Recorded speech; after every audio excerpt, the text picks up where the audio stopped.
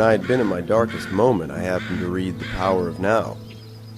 What Eckhart Tolle had to say about happiness had been the impetus to go on this journey. I was in Vancouver to meet him. You were there on a park bench for 2 years, and you slept on the park bench? Rarely, but I did spend most of the days on park benches in parks, different parks in London. Did you eat 3 meals a day? No. 1 meal a day if I was lucky. Oh. As you sit here, is it possible for you to simply watch what's happening around you without adding any interpretation to it? To just be present with what is.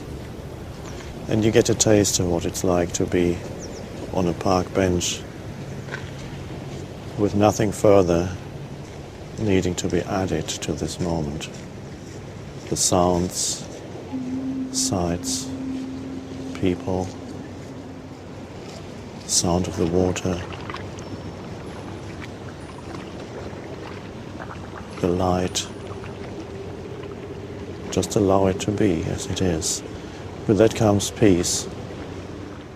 You don't get continuously drawn into events and thoughts and emotions and reactions. You're the wider space in which all these things happen.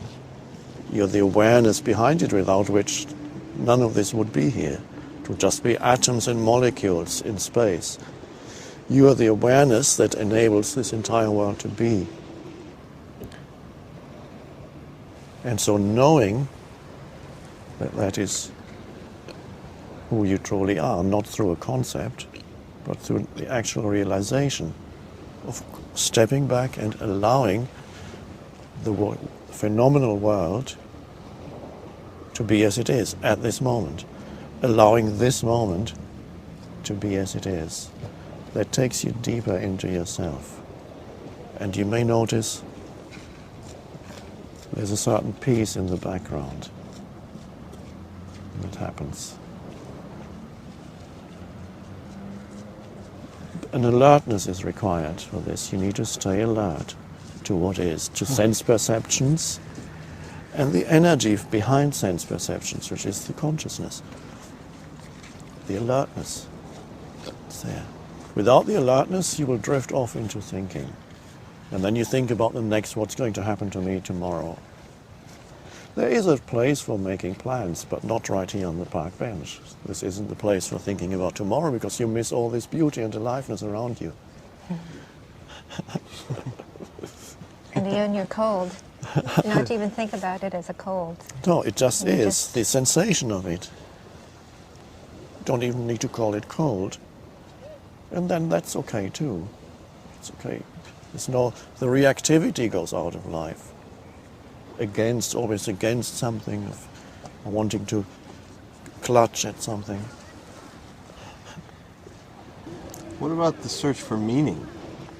Now, you notice that just a moment ago you were in that state of alert presence, and it never takes long for another thought to come in and ask a question, because thought cannot tolerate the state of presence.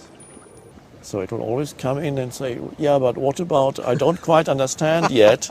Can you tell me, what does it all mean? So it wants to add something. It wants to control in some way by understanding what this all means. Now,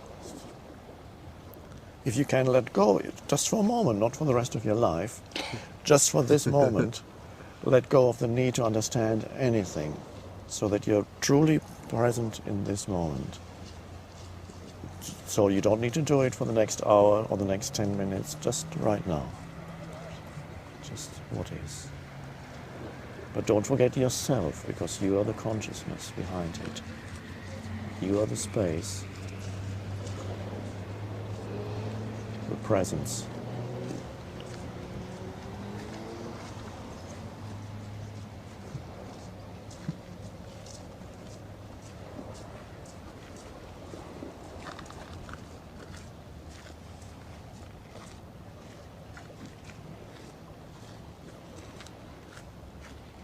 Can you feel that your body is alive? Yeah.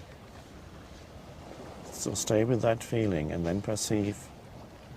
It's easier to perceive without interpretation when you can feel that your body is alive. You feel the inner aliveness throughout your body. So some of your attention is there. The rest is on the outside world. That roots you in the present moment. It anchors you in the present moment.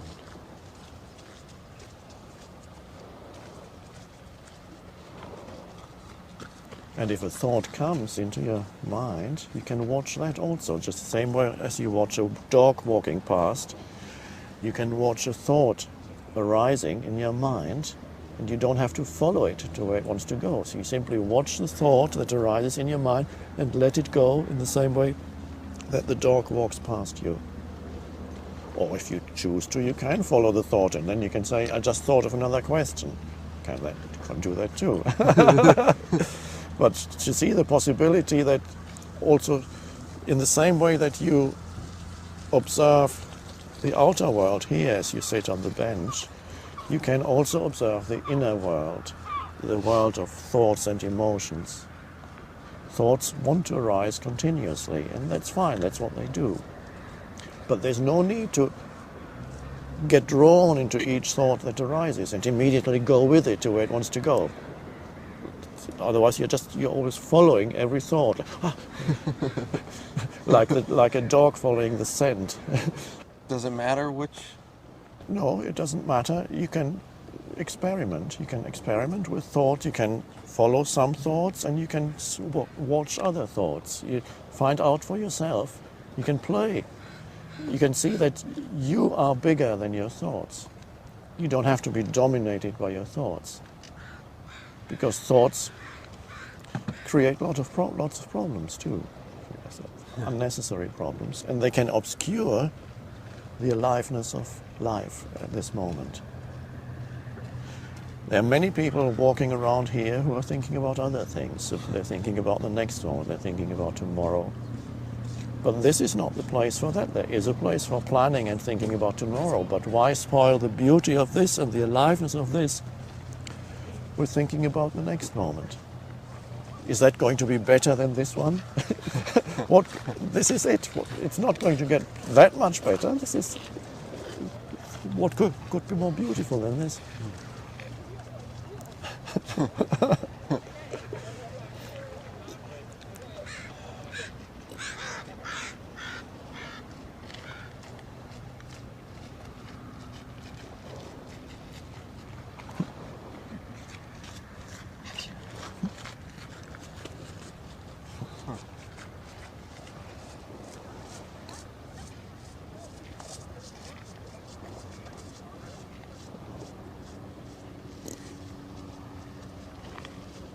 It's the awakening of something within you that is deeper than thought.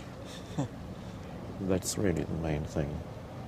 And that's already there, you just didn't know it.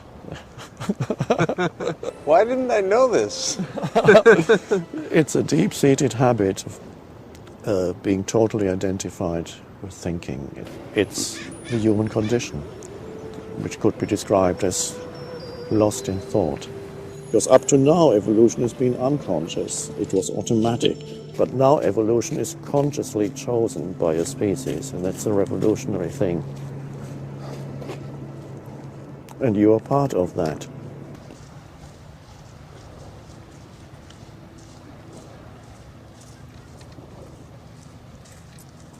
So I can still make movies, I can still have a girlfriend. Oh, yes. Even if I'm...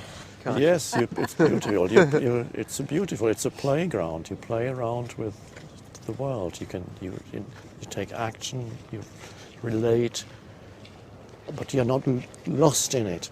Most humans are lost in it.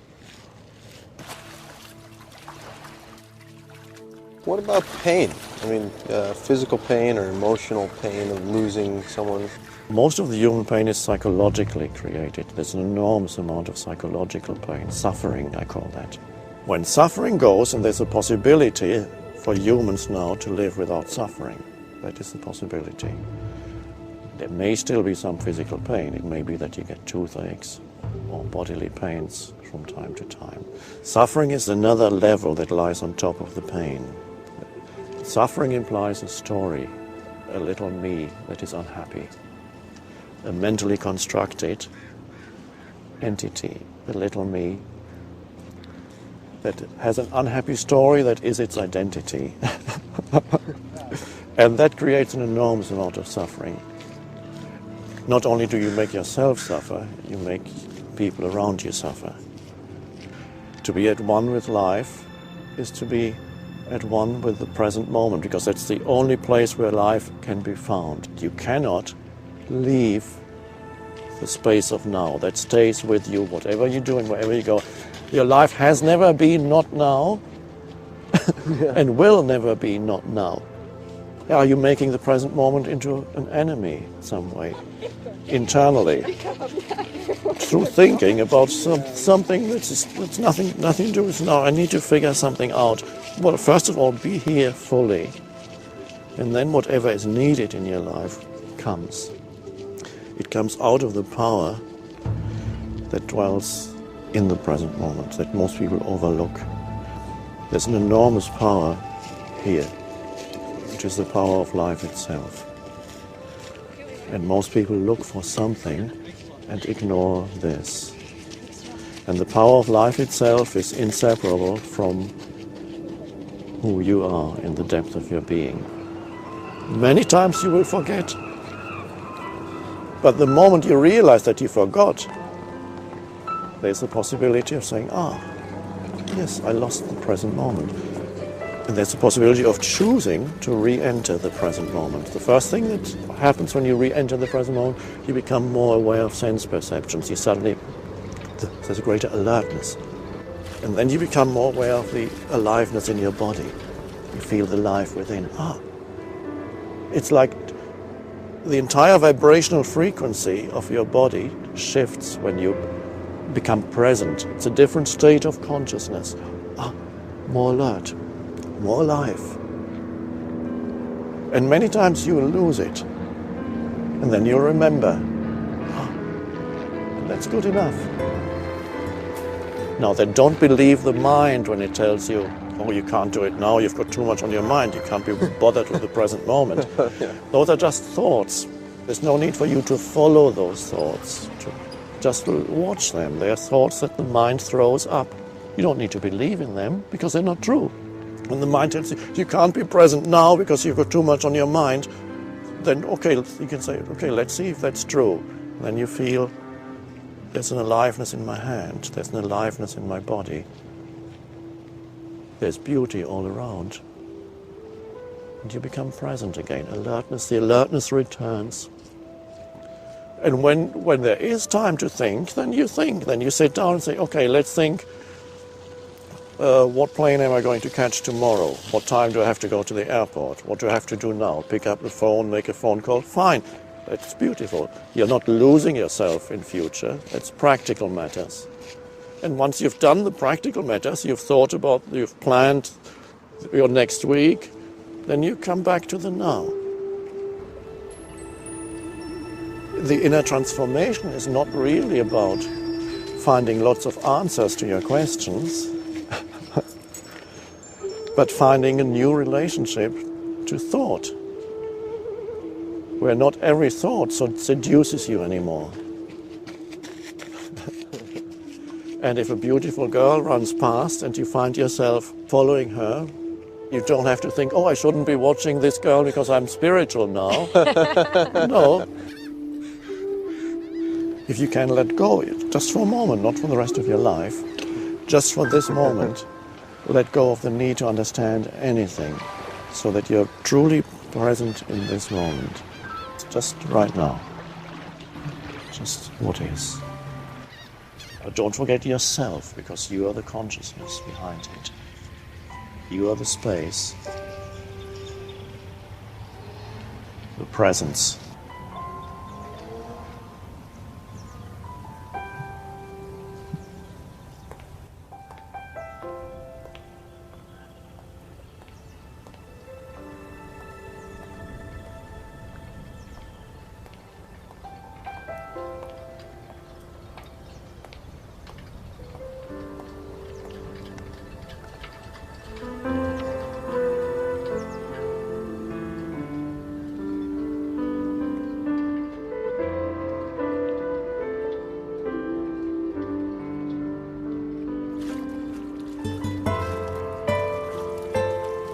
Life wants to support you. But first you need to be open to life. So you've probably come here with lots of questions.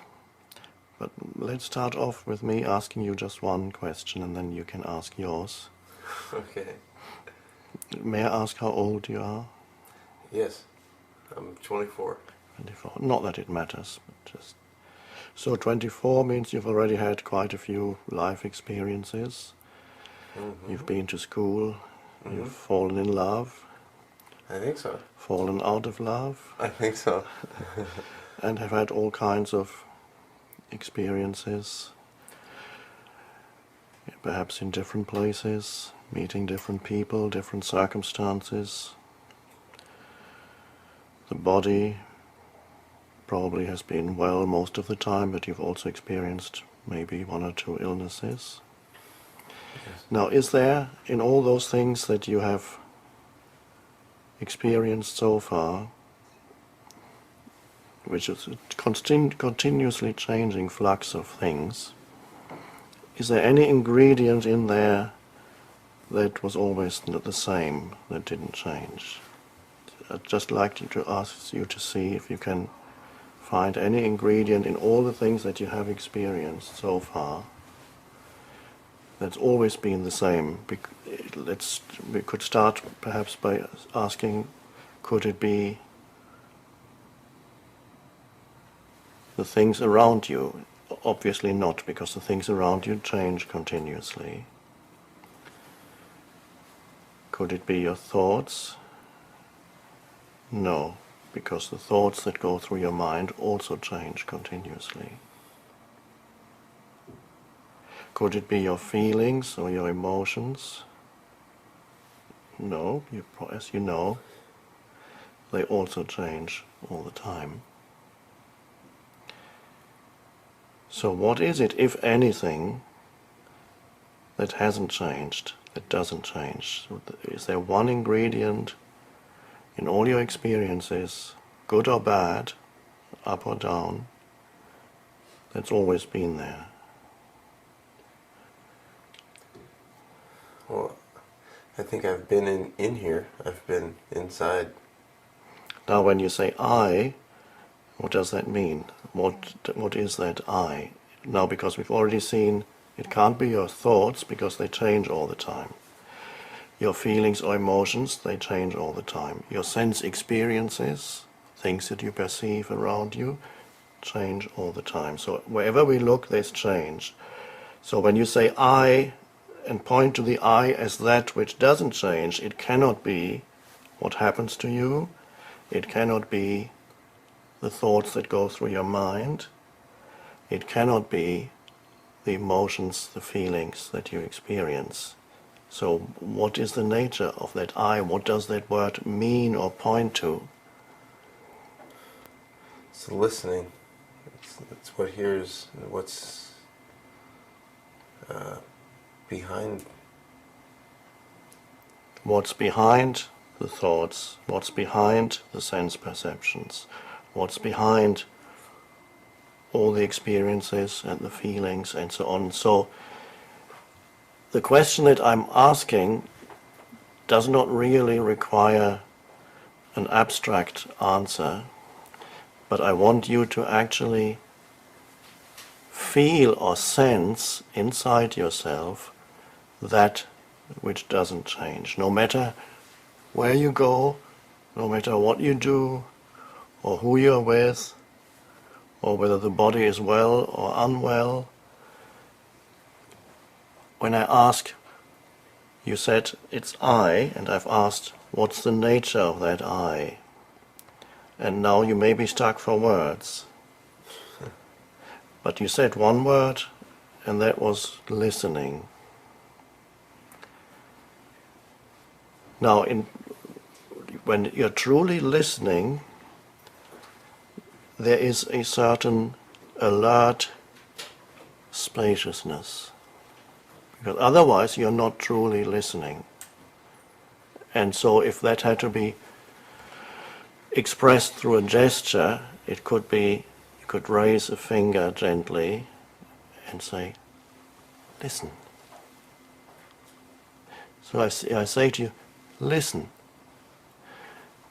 And you listen, there's a moment of spacious awareness, and there's no thought in it. So when you said listening, you were actually getting very close to the nature of who you truly are underneath all the circumstances of your life. And circumstances includes thoughts and emotions. If you don't find that, who or what you are underneath all the circumstances, no matter how many questions you ask and how many good answers you get, won't help you very much, and there will be no end to the questioning, because every answer generates further questions. So we're talking about becoming familiar with a different state of consciousness. Not that that has never been there. It's always been there because it's the I, but it's always been overlooked. Because the circumstances, things that happen to you and your thinking and your emotions have such overwhelming pulling force that they always pull your attention in completely. And so attention is that which is there when you're truly listening. And in the moment of attention, there's no thinking, but there is an aware presence. So, the answer that you gave is absolutely right. Not everybody would have put it this way, but listening points to who you truly are, underneath all the things that continuously change. Now, I'd like you to, as we speak, this is not an intellectual discussion, because if this were intellectual, you should have gone to a professor of philosophy or some intellectual at a university. I've been over there. And ultimately, you get many answers, but all those answers will always make you end up with more questions. Yeah. Because they don't get you to the core of who you are. So let's start off with that. And what we are pointing to is a sense of I, of beingness, that is deeper than anything that happens in your life. That's always there, has always been there, right now. And that is closely related to the state of attentive listening, to get in touch with that, to sense it. Underneath it all, there is a timeless presence. Even in 50 years' time, in 60 years' time, when this body is getting old, and this body, the cells, it won't be the same body. The cells of the body will have been renewed many times. There won't be a single cell. Materially, there won't be a single thing that's left in 50 years, even though you may still be alive. There won't be a single thing that's left materially that's here now. Every cell will have been renewed. And so the body will have grown older, and yet something timeless deep within will still be exactly the same as it is now, untouched by time. I, before it becomes this or that, because the moment you say, I am American, I am this or that, I am a professional, or I am a jobless person, or I am a millionaire, or I'm a homeless person, that's all form, identifications with changing circumstances. And so people look for something there to provide permanency in their lives. They want to identify with something that they finally can say, there, that's it. I found it. What they really want to say is, I found myself finally. So they look for themselves through external possessions, through acquired knowledge, through an accumulation of experiences, Or sexual encounters, some people derive their sense of self from that. The more women you can conquer or seduce or have sex with, the more you feel, oh, I'm getting somewhere. Of course, after a few years, you realize it's not getting you anywhere. Not if you are, nothing will get you anywhere, which means to yourself, if you're looking for yourself in any experience. And that's the fallacy of most people. They look for themselves in changing circumstances. They look for themselves in their thought processes. They identify with their thoughts and opinions and their judgments and this and that. And it changes. Your opinions may change. You may be a Democrat now, and in 50 years' time, when you have become a solid citizen, you may be become a Republican. You have a completely different set of opinions. It's just different set of opinions, and then you feel like the thoughts have changed, but the underlying I hasn't changed. So can you go through life being in touch with that? Being in touch with that in the different situations, different circumstances, different places, so that you're not completely lost in the things. I sometimes call it the thingness of life. One thing after another. There's nothing wrong with that. But if you haven't found yourself yet, if you don't know what that I is, then you're looking for the I in things. And things include your thinking, because every thought is also a formation. It has a certain form, a thought form. It comes and then it goes. Every emotion, it comes, it's an energy field inside you, it comes, has a certain lifespan, and then it subsides, and then another one comes. That's all the thingness of life. It's forms that come and go all the time. The only thing that doesn't come and go is I. That which underlies all that. And that's not an intellectual thing that I'm trying to convince you of, because that would not be helpful.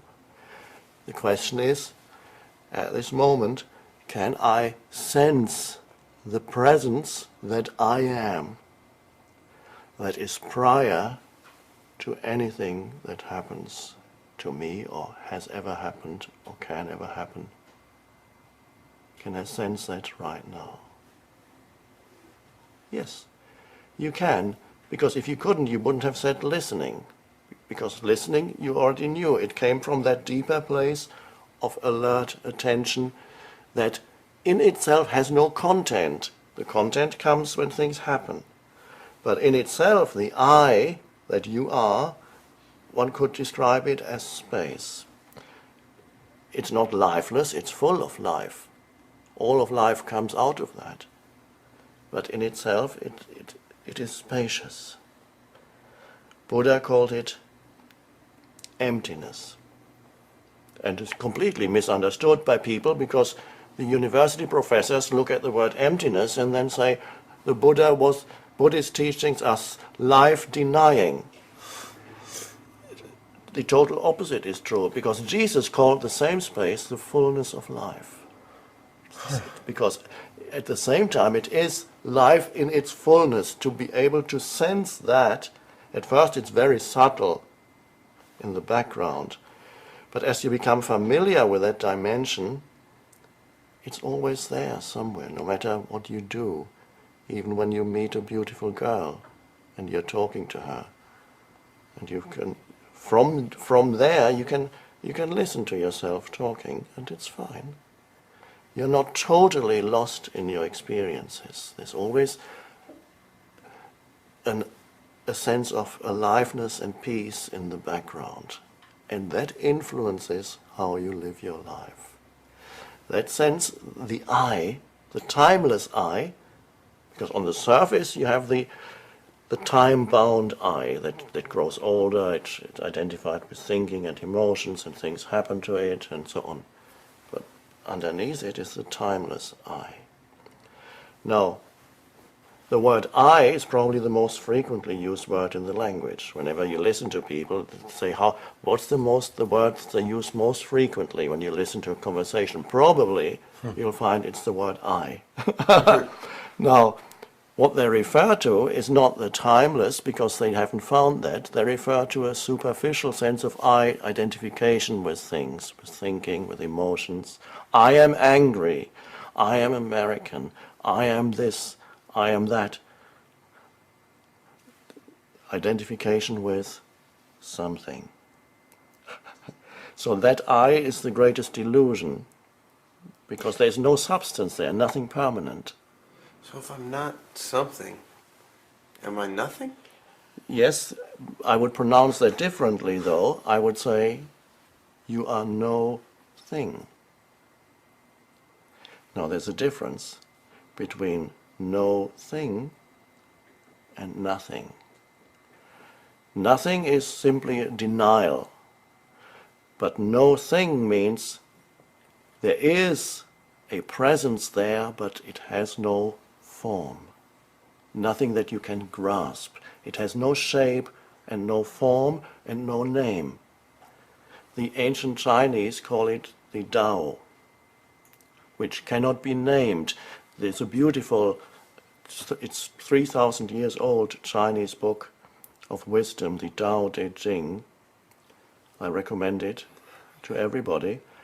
And the first line in it is, the Tao that can be named or spoken of is not the true Tao.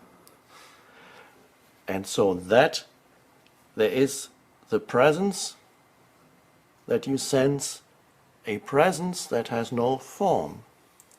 In ancient language, Christian, Hebrew, there's the word spirit.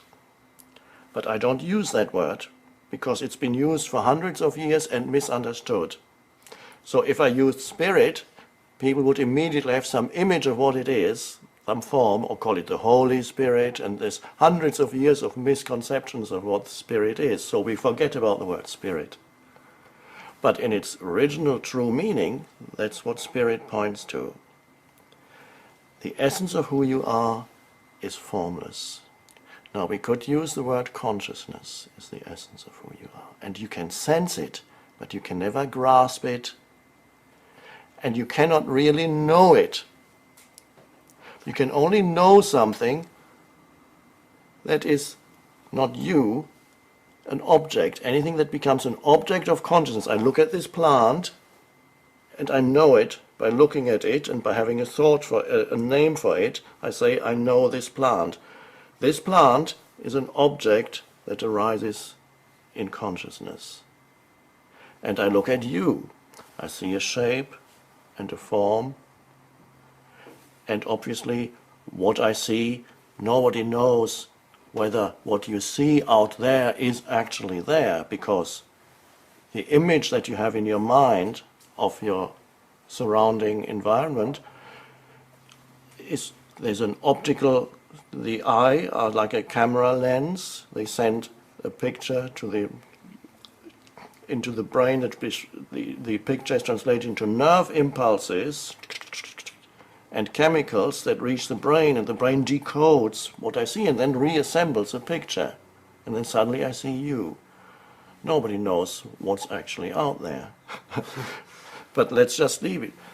Here we have, looking at you, this is an object that arises in consciousness, in the space that I am. Then I look away, and another object arises in the space that I am. Or I listen to something that arises in the space that I am. A thought comes that arises in the space that I am. The presence that I am. But the presence itself, you can't know it in the way that you know a plant, or you know a person, or you know a sound, or you know a thought. Because it would have to reflect back on itself. You cannot make it into an object. So you cannot make yourself into an object of knowledge. You can only be that presence, but you can't know it because you would externalize it. And this is the mistake that humans have made over thousands of years. They made themselves into an object. And they talk about me and my story. I'm sure you have one. Yeah. The story of me.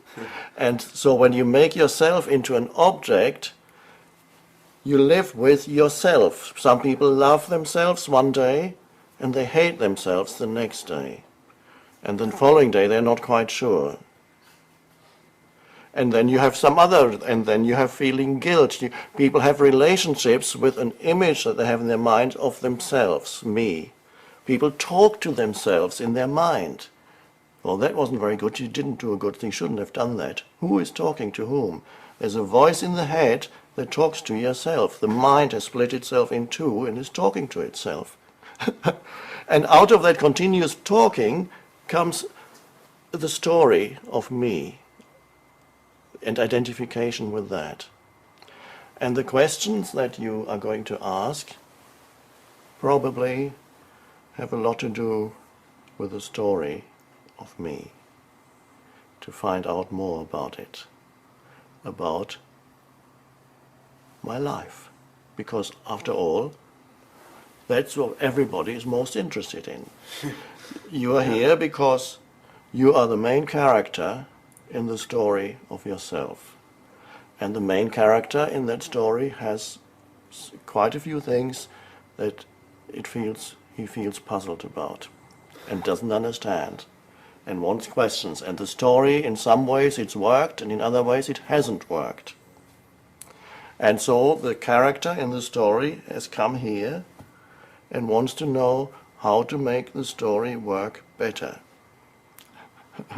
Isn't that so? Yes.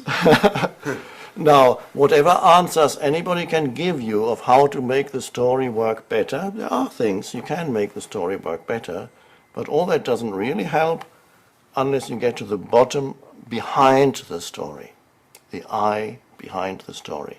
Then, if you are in touch with that throughout your life, the story will unfold with much greater ease because there is a deeper dimension that is there. But if there's only the story, nothing will ever satisfy the main character in that story, you. If the main character in that story, you, has never known the deeper I, the timeless presence that is the consciousness that you are, the attentive, spacious I.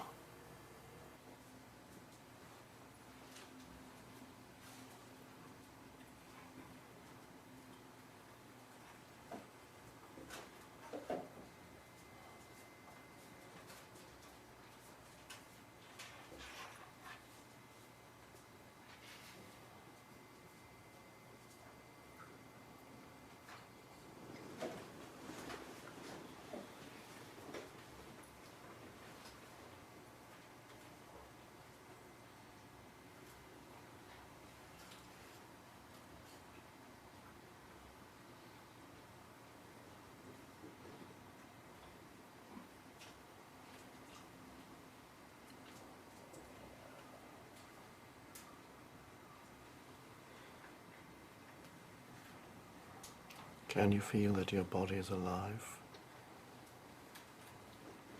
Mm-hmm. Because when you feel the aliveness inside your body, I call it inner body, the usually hyperactive mind slows down. Now the hyperactive mind is extremely repetitive. You might have noticed that probably 99% of your thoughts, you've had them before, they are repetitive. So new thoughts are relatively rare when there's only the hyperactive mind. It's just the same old things going through your mind again and again. The moment you feel the inner body,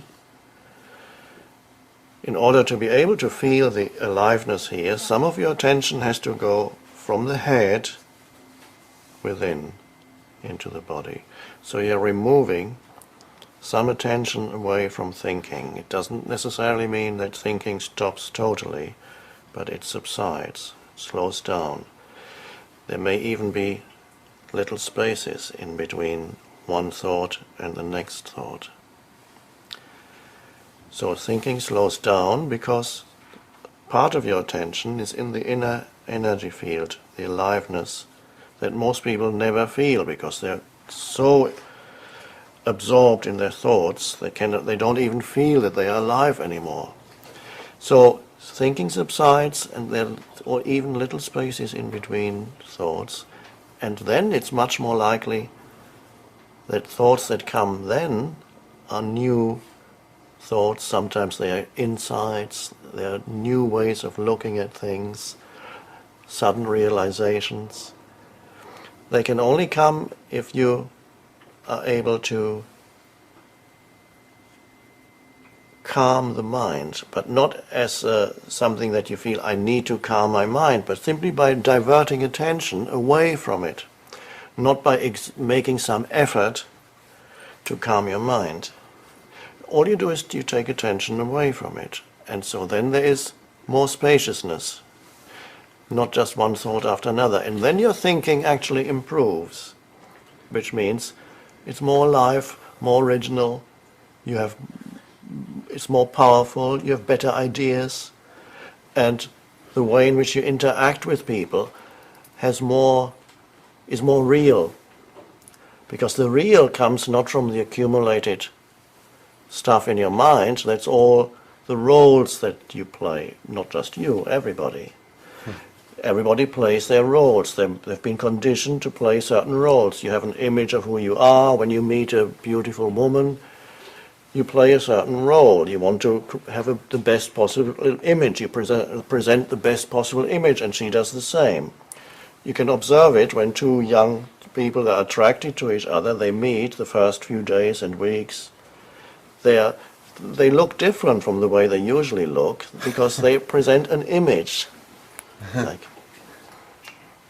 that wants to attract the other, and it's unconscious. It's a role that they play. It's only after the honeymoon, when everyday life begins, that gradually the image, and you believe that image that you see in her is who she is, and she believes that you don't know that you're both playing roles, but you cannot keep up the roles indefinitely. So after the honeymoon, gradually they wear down the roles, and then there becomes some discontent arises, and suddenly the mask slips. The role is, you can't play a role continuously. The role of me, the attractive one. So that's to get out of the role playing that otherwise you're stuck with for the rest of your life. You have a certain role for your partner for a while. You have another role for your work situation. You have another role for wherever you go. You slip into subtle differences in the way in which you behave. When you talk to the chairman of the board or the Dalai Lama, you will behave in a certain way, and then you might notice when you talk to the plumber, there will be subtle differences in the way in which you talk. You play a different role. You think, oh, this is not appropriate here. Right. It's only when you stop playing roles, when you observe the Dalai Lama, how he behaves. Now, you might have thought, well, the Dalai Lama probably plays the role of the Dalai Lama, but he doesn't. There's such simplicity, openness, and genuineness in him. He talks the same way to everybody. Whether he meets the plumber or the Pope makes no difference, because he doesn't play conditioned roles anymore. And that is only possible when you access a dimension within yourself that is deeper than the mind. And we just did it, or we are still doing it, simply by taking attention away from thought and direct it into the aliveness of the body. That means suddenly there's some space between thoughts. And then you can relate to other human beings more genuinely. And you don't need to prepare things that you're going to say next. You don't say things in order to manipulate that person. You don't say things in order to create an effect. They simply, spontaneity comes out of that place. The spontaneity doesn't come out of the accumulated stuff in your mind. The spontaneity comes only to the extent that you can access the dimension that is deeper than mind, which we may call the deeper I, which we may call alert stillness, that is always there. Alert spaciousness. Access that, so mind subsides, then you live differently. The more you access now at the moment, these are only glimpses for you, but that's good enough. A glimpse later becomes a wider space of that. So that is something to remember, not as a memory, but to remember to do in your daily life as much as possible.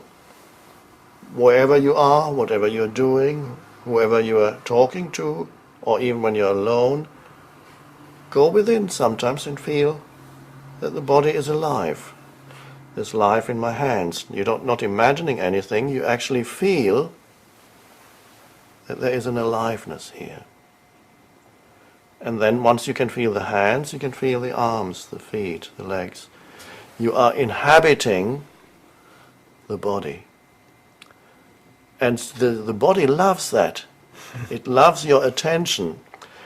Most people don't give their body attention. Even if they look after the body extremely, like you go to a gym every day, or you use all kinds of stuff to put on your body, you might think that these people are looking after their body, but all they're looking after is the external of the body.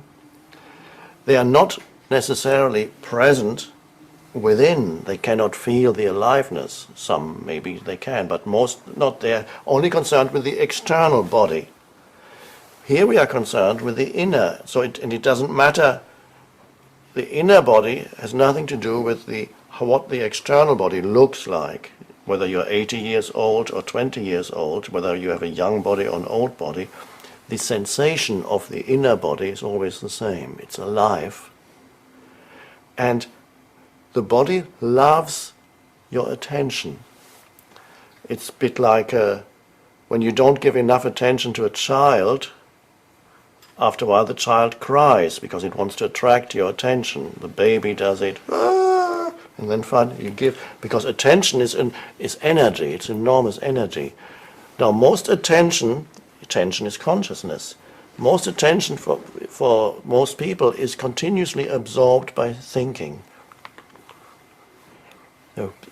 You can see it when you talk to them. They're not there, really. They're thinking. They're looking at you, but they're thinking about the next thought they're going to ask.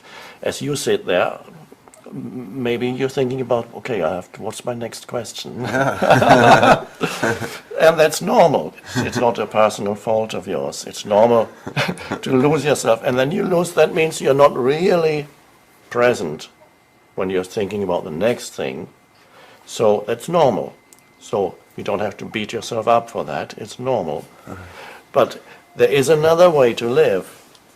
And that's the way to be present, to give attention, not just to your thoughts, to give attention to your body.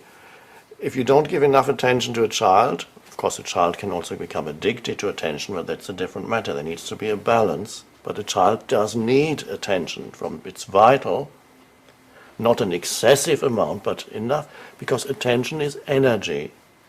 And the body loves it as much as a child. It wants to be noticed, it wants your attention. And if it doesn't, it cries. It might become ill. That's the crying of the body. You're neglecting it. You're not inhabiting it. You're inhabiting the uppermost loft in your house. You're in a big house and you live always under the roof. You never go downstairs. There are lots of floors. You have no idea what's going on there. So that's a vital thing. And it is a way of also accessing the space within. That is the I that has no form. That is the consciousness. That is also intelligence. We think of intelligence as the mind's ability to accumulate knowledge and to solve problems. That's probably what we consider to be intelligence. But that's an extremely narrow view of what intelligence is. What people can measure in IQ tests is an extremely narrow view of intelligence. I cannot solve the simplest of IQ tests.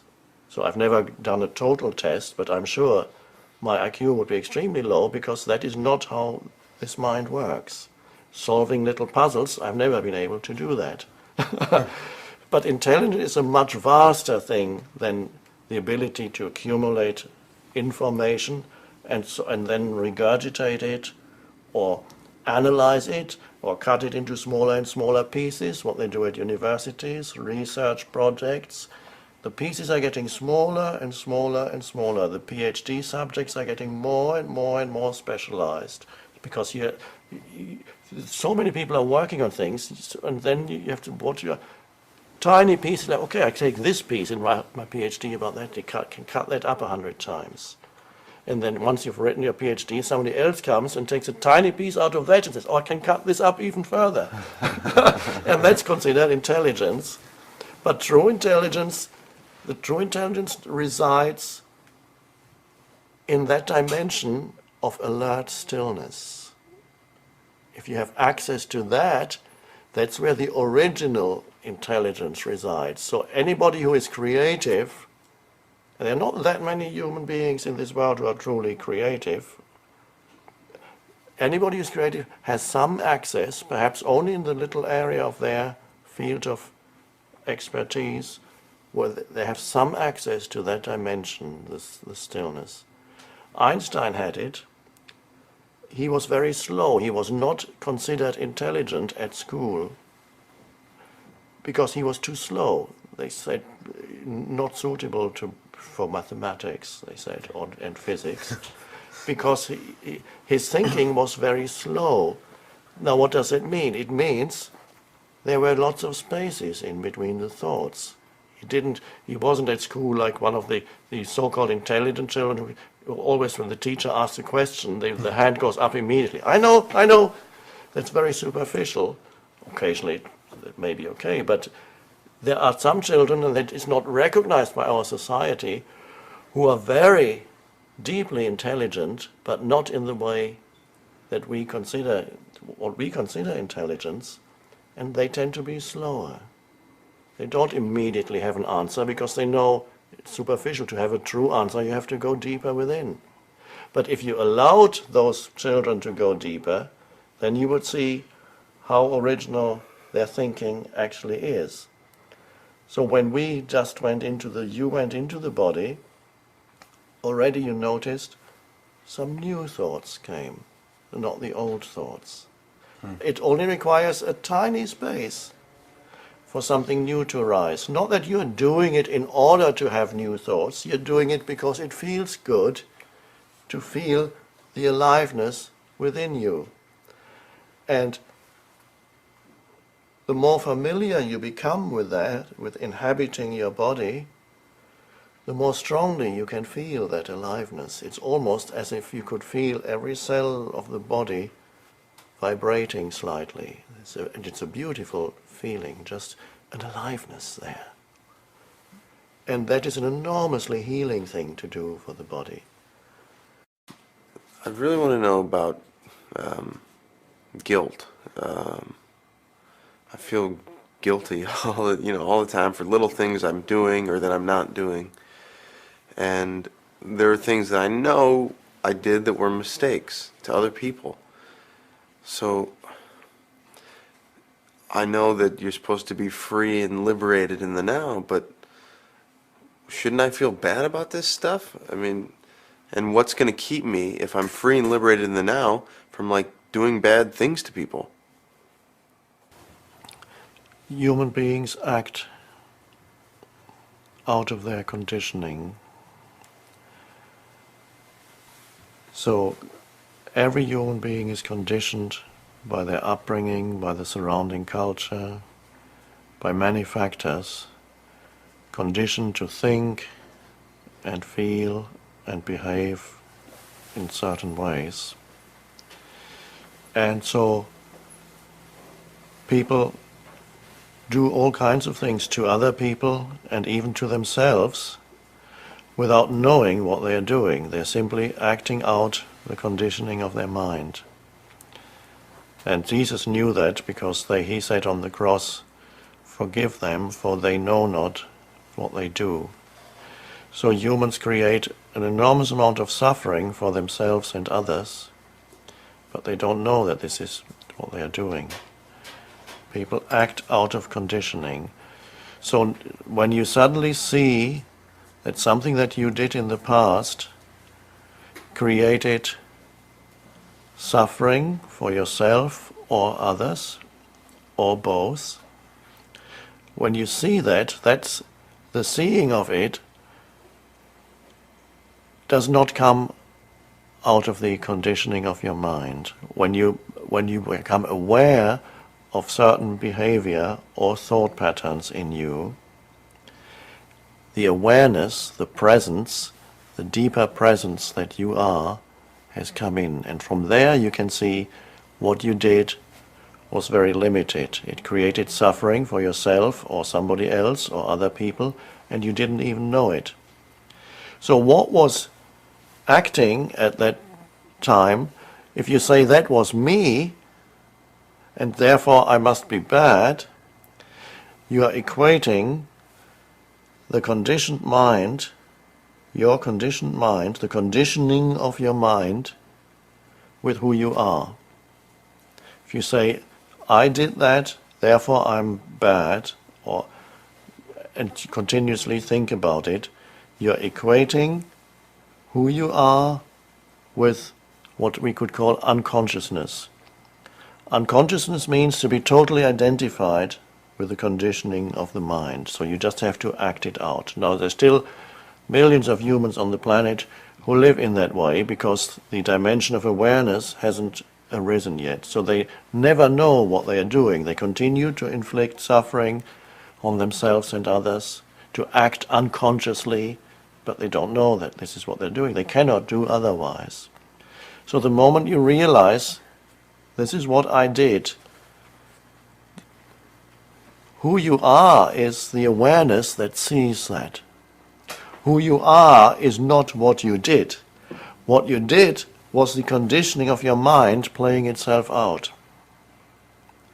So you trap yourself in an illusory identity if you feel that I did that.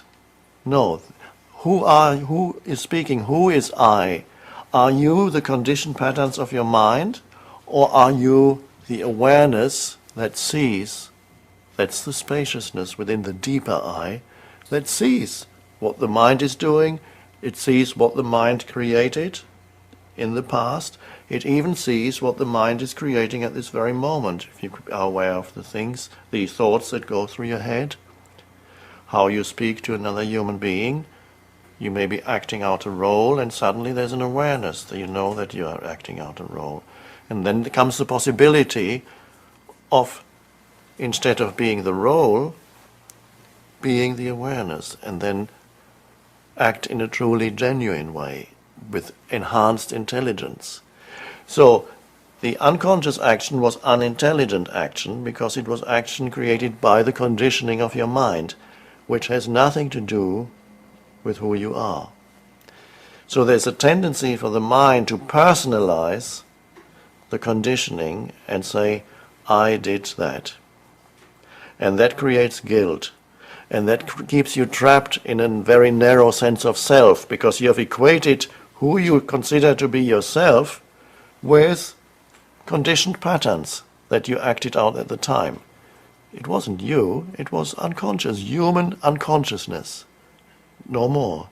And now you see it. So you see it, and at this moment you would not act in this way because the awareness is there.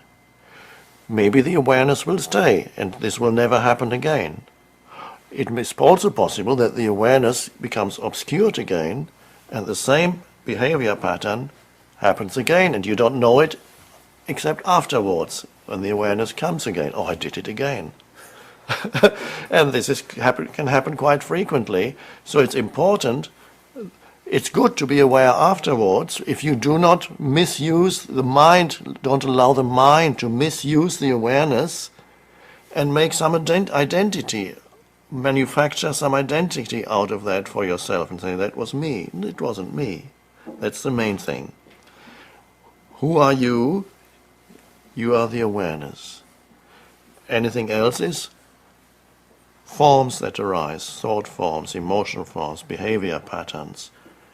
So your destiny and your purpose in life is to increasingly be the awareness rather than the conditioned pattern.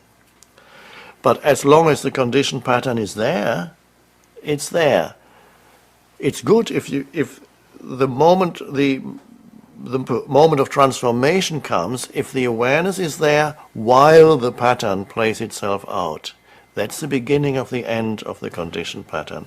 So if it's a certain kind of behavior, perhaps with women, you do essentially the same kind of thing, and it happens again and again, and the awareness comes afterwards, and one day the awareness comes in the middle of doing it.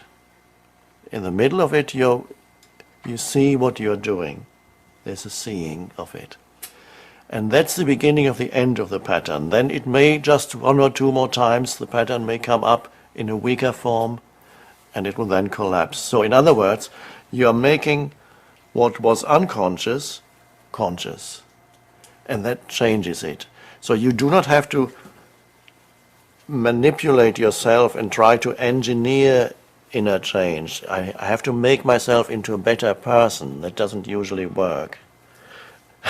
That just creates conflict, because you have one image of yourself as the good person that you want to be, or that you would like to think of yourself as that, or you'd like others to think of you as a good person, and then you have unconscious behavior patterns that completely contradict that image of a good person.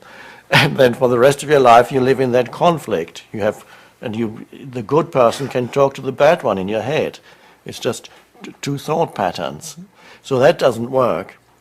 What works is to be the awareness, to see it, to be awake enough, alert enough, and that where the present moment comes in, to see, are you present in this moment to what happens in this moment, not only externally, but internally also. And are you allowing it? Don't reject anything. If you feel a thought comes in, an emotion comes in, and maybe it's not a good thought. Maybe your mind says, after the thought has come in, your mind says, oh, that wasn't a good thought, I shouldn't have thought that. But they are both just thoughts. The so-called bad thought was just a thought, and the next thought that said that wasn't a good thought was just another thought. Now, it's possible that the bad thought made you do something bad. That's possible. But the good thought cannot prevent that. The only thing that can prevent that is to be conscious, so that the thought does not control you. The conditioned mind doesn't control you. Be there as the witness to your thoughts. Just don't reject anything. So don't go wrong there. I know you're concerned about your mind and certain thoughts that go through your mind, and you would rather be a good person and have good thoughts all the time, but it's not happening. And I can assure you it's not happening to anybody. Somebody who's just having good thoughts. Because the human mind is the human mind. It has polarities of good and bad and high and low. So don't try to bring about on that level the perfect me. It doesn't exist. Allow yourself the imperfections. Allow the thoughts to be there. They come. If you fight them, you make them stronger. People who have the worst problems with thoughts are people who are spiritual, so to speak. They see themselves or are seen by others as spiritual. They have to live the role, for example, the vicar, the priest.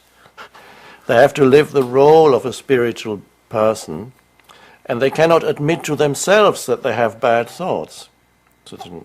So they suppress, and may have bad emotions, anger, resentment, And they say, no, I'm not having bad emotions, I'm a good Christian. They can't even admit to themselves, and that makes it even worse. And then suddenly very bad behavior comes out of them, and they don't know where it came from. So all you have to, with thought, all you need to be concerned about is to be the awareness, allow the thoughts, then they actually have less power over you, because you are not, don't look for yourself in any thought that comes into your head. It's not who you are. They're just thoughts. It's not who you are. If you have bad thoughts for 2 hours, doesn't make you into a bad person. It just means that so-called bad thoughts are going through your head. And then you watch it, and as you allow them, there's a deeper space, the eye. From there you watch. Thoughts are like clouds passing. You don't have to follow every thought, and then thoughts can become very tedious. You can have one repetitive thought pattern going on in your mind for hours or even days. You don't have to follow every thought when you're aware. You watch the thought. There it comes. What you're going to do to this obnoxious person. I'm going to kill this obnoxious person. Comes the thought, and then the thought drifts out of, and the awareness remains. And then it's lost power already. It's nothing. So you find a spacious relationship with your thoughts. You are nothing that arises in that beautiful space of who you are, the consciousness that you are, which is spacious intelligence. None of that is who you, they are forms, they come and go. So thought is not a problem. Be there as the witness to what goes on inside you. Then change happens by itself. The mind will always have good and bad, up and down. It has polarities. But that's not who you are, and you don't have to act on it. Increasingly, you act from the state of aware presence.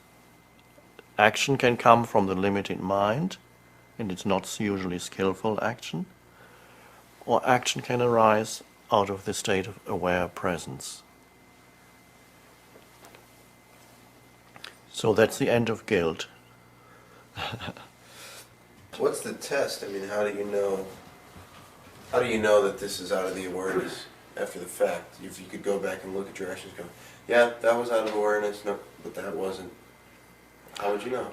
Well, awareness doesn't create suffering for yourself or others when it comes out of awareness. So when you look at action, it has a totally different quality to it.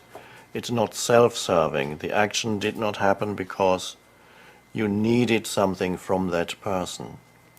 Awareness is not needy. When action arises out of awareness, you do not need to use the other human being for some purpose, ulterior motive. But when you act out of the conditioned mind, the egoic mind, you're always you're not only trying to use the present moment because you're hoping to get to some better moment. You make the present moment into a means to an end. You also make other human beings into a means to an end because you want something through them. So that's where you want to be with this beautiful woman because you want to be seen with her, or you want to conquer her and so enhance your self-image, or you want sexual pleasure from her, but you want something. If you're acting out of awareness, the acting is not under the law of wanting. It's not that you want anything, and that's also where loving action can only arise out of that, because love does not want anything. True love does not want anything. So that's where it's totally selfless action. And when you look back on it, you can see very clearly whether there was self in the action, you wanted something for yourself, to enhance yourself, or whether that was truly action totally free of self. And that's the most effective and the most powerful action, is when the self, the image of me, the thought structure of me, goes out of the action, and action arises that is totally selfless. That action doesn't create problems, such the Buddhist monk said, when he was asked, what's the meaning of Zen Buddhism, what's the meaning of Zen? And the monk said, oh, that's easy. No self, no problem. That's it. So you begin to live and act without a mentally constructed self. You live from the aware presence. But for a while, the two are there. And the awareness often comes in after something has happened that was unconscious. And you see it. Don't beat yourself up. It's only the human condition. But whenever you see unconsciousness has just happened, or happened the other day, and now you see it, or you see it in the middle of it, it's good to see it. The more you see it, the more awake you become. Don't personalize it. It's nothing, it's not who you are. That's the main thing. So can the now make me rich, powerful, free, happy, smarter, more loving, more loved? Yes, all of those things. Rich? Yes. Let's start with rich, and then we'll look at the next one. Can the now make me rich? Yes.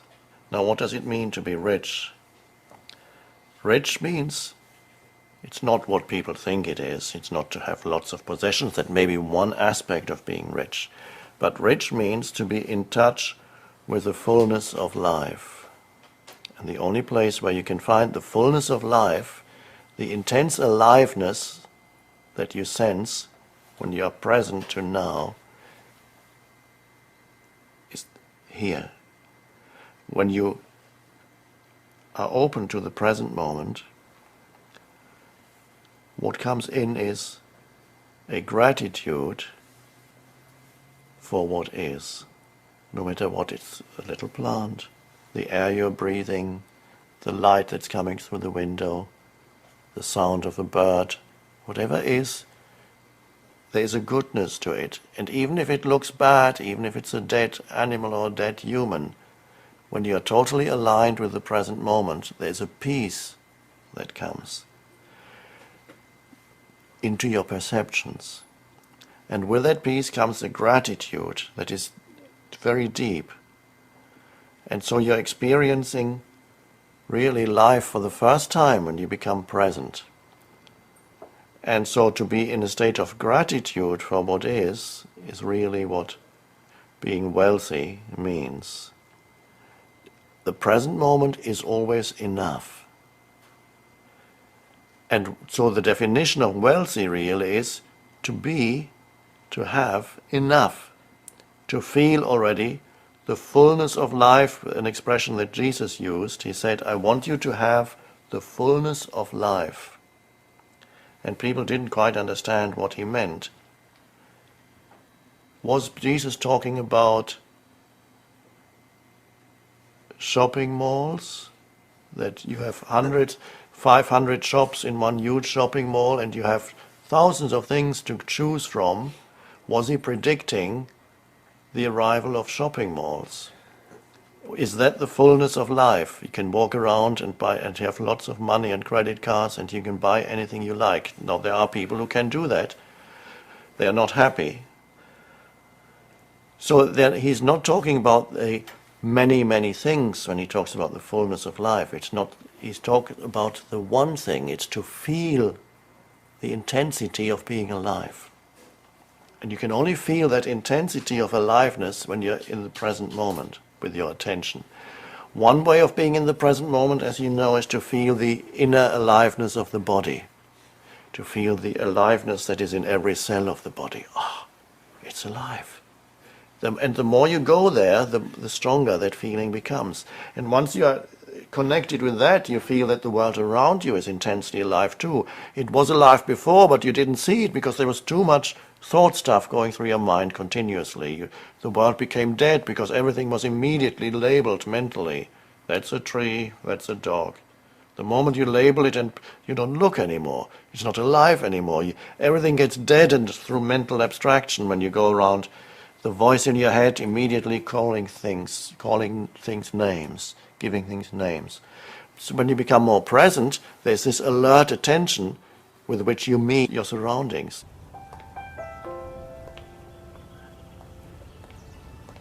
Once you know the fullness of life that is already here now, and then gratitude arises for what is, no matter what it is, then living in this way, eventually that fullness that in essence is an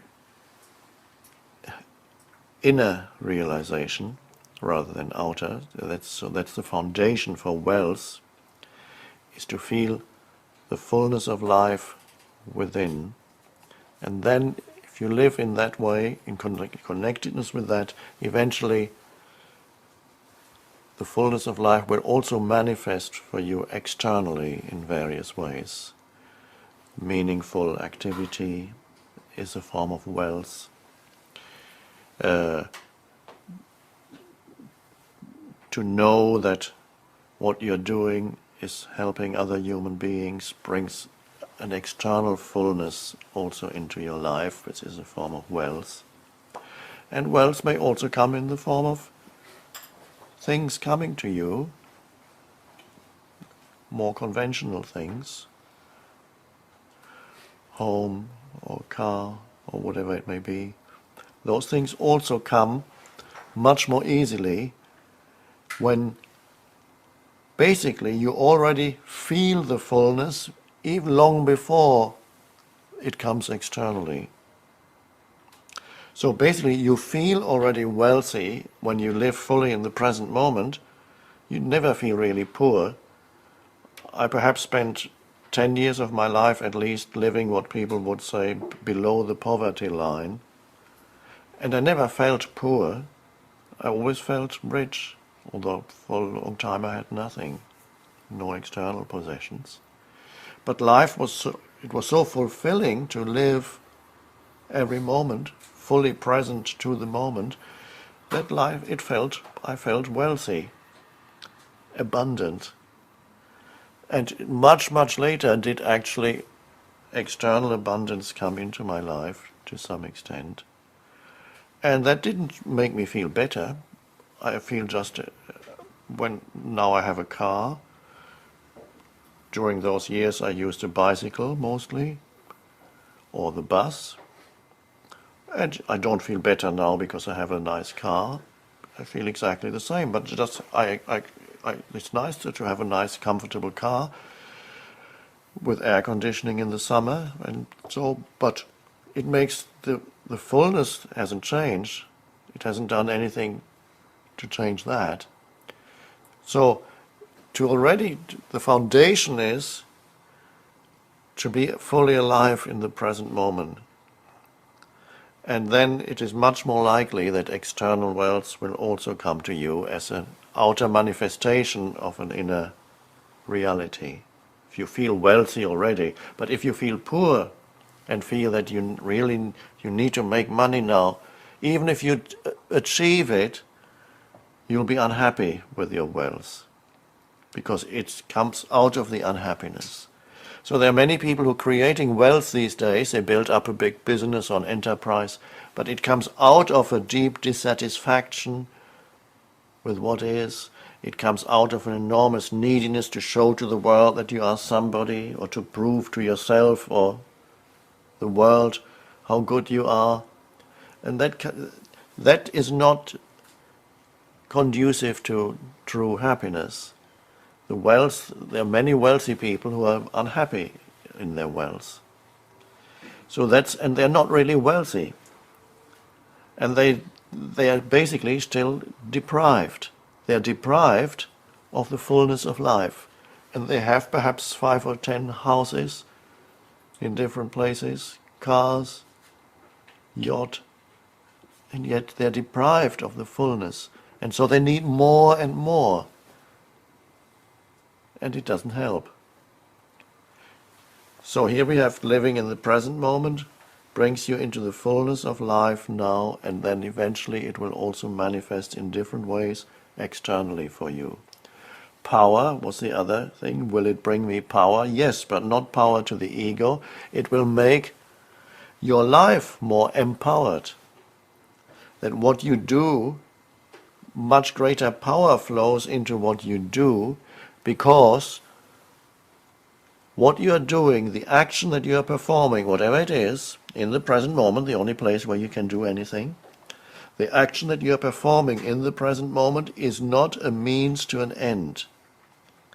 For most people, they are active, but they are active because they want to get there, to that point in the future. They want to, the end result. Their eyes are on the end result. So they may be busy building up a business because they want to become wealthy. But they reduce the quality and aliveness of the present moment because they are reducing the present moment to a means to an end. They give it inferior status. In their mind, the future is more important because that's where they're going to be wealthy. But then the pattern remains inside them, and even when they have the money, they still have the same basic psychological pattern, which means they need the next moment, and always they reduce the present moment to a means to an end. So the action is not of high quality. It does not contribute to happiness. They don't make themselves happy, and they don't make others happy with what they do. So that's not truly empowered, and it is low quality action. High quality action comes when you don't reduce the present moment to a means to an end. That's truly empowered action. And only when you no longer reduce this moment to a means to an end can you give your full attention to whatever it is that you are doing now. Some great artists do it, sportsmen do it.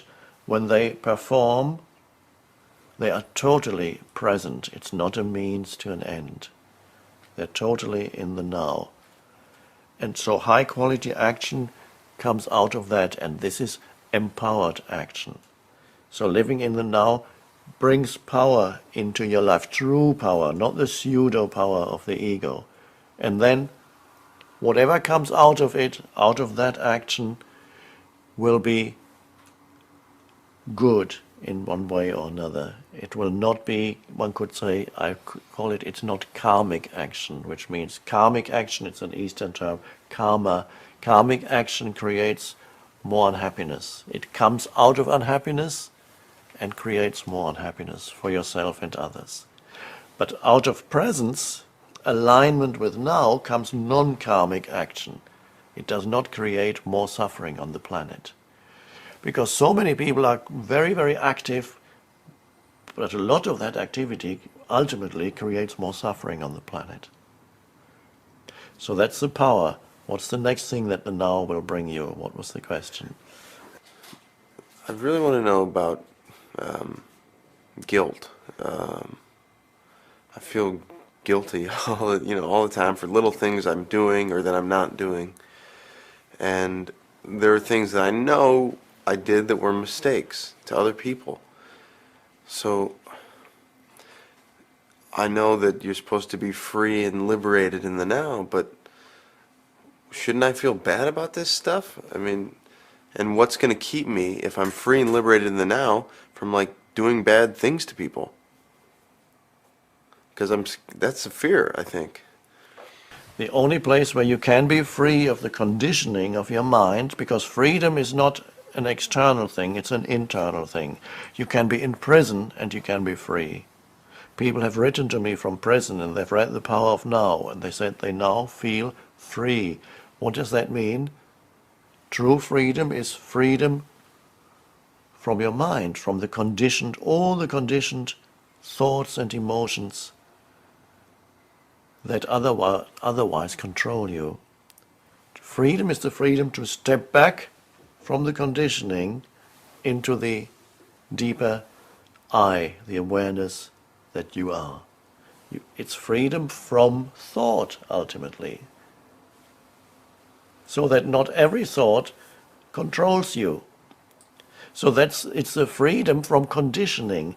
And basically it's the freedom from the past. So you're no longer determined, your behavior and your thinking is no longer determined by your past. It's also freedom from future, because most people have a desperate need for the next moment. I call it psychological future. They need the fulfillment that they think the future will bring them. It won't. So this is something for you to be aware of, because I know that pattern also still operates in you, believing that something in the future will bring you greater fulfillment than you have now. But it won't. If you don't have it now, you won't have it then. You have to access the power of now regardless of your external circumstances. You can have that now.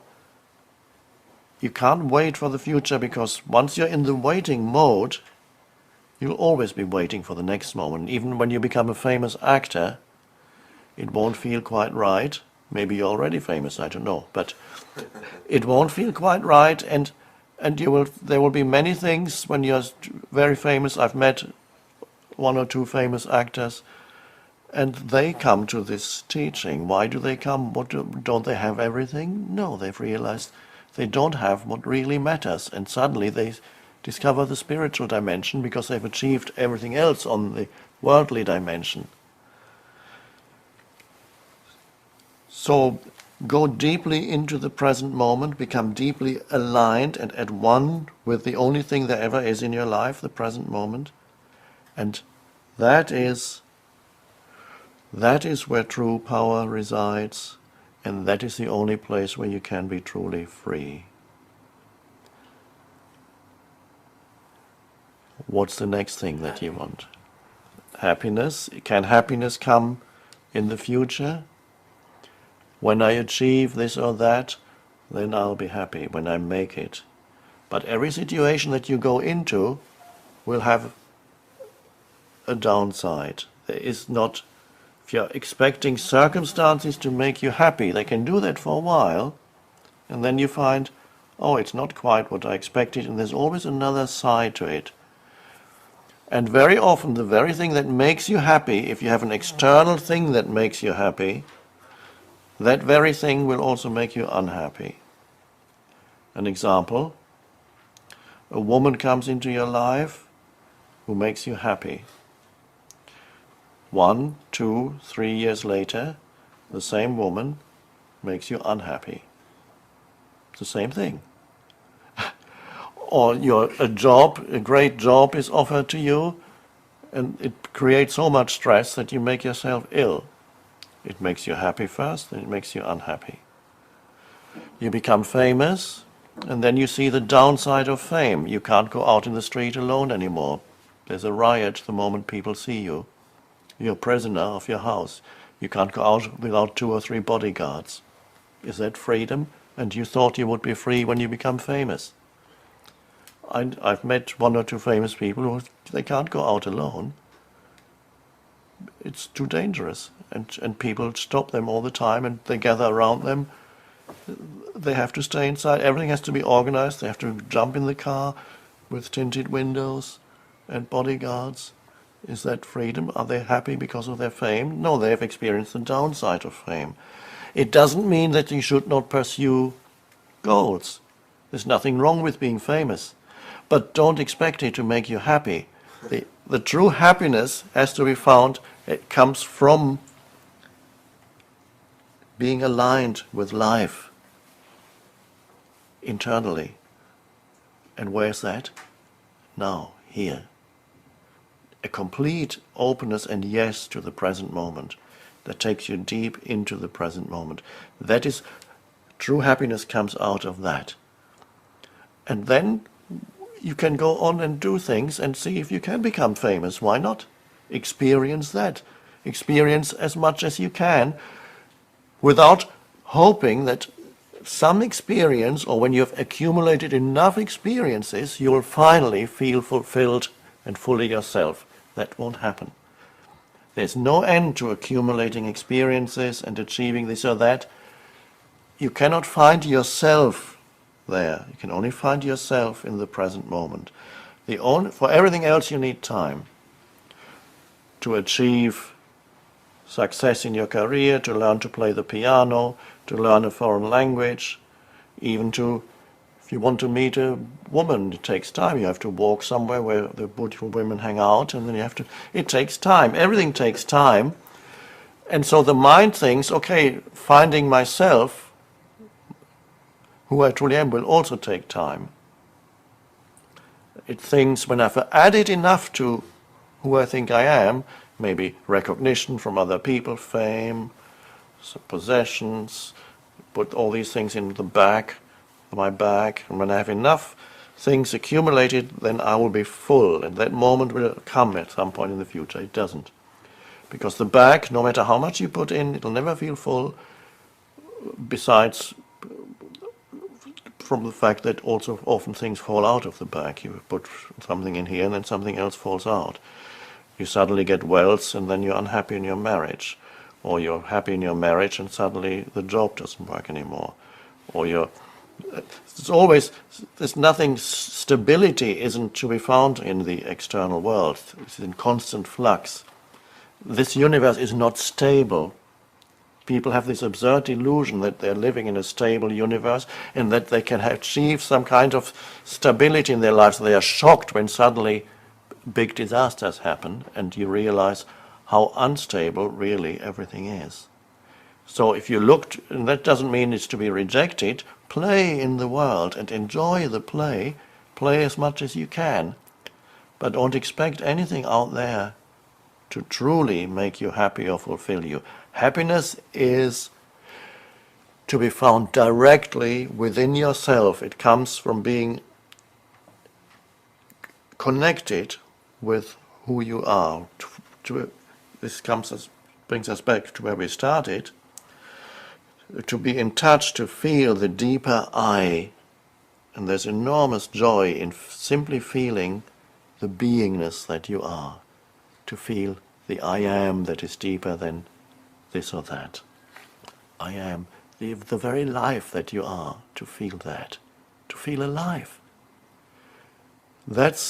Out of that comes true happiness.